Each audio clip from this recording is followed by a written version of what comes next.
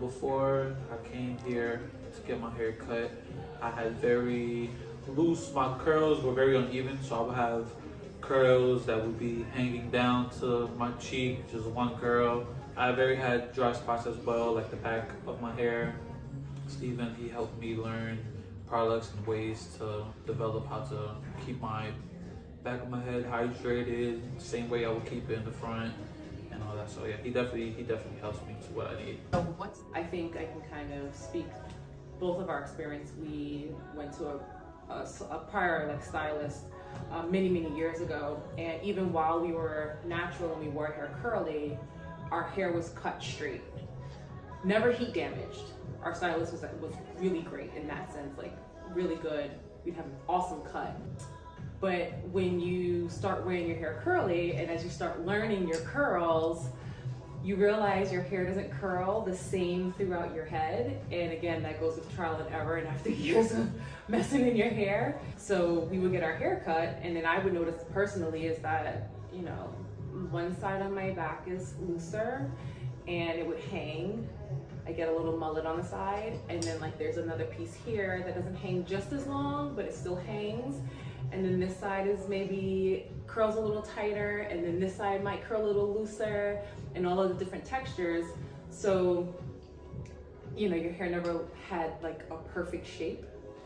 Whereas now, coming to Serrato, cuts for curls.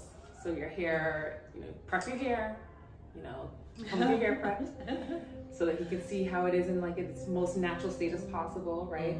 Kind of styled, but not completely. And the dry cut with your curls makes the world of difference, because then you have a shape for the way that your curls kind of fall.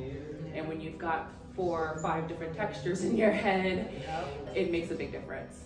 So going from being cut straight to then being cut curly definitely changes it, because now everything frames your face and learn your curls a little more. Yeah, I was actually trying to think what my hair looked like before I came to Steven.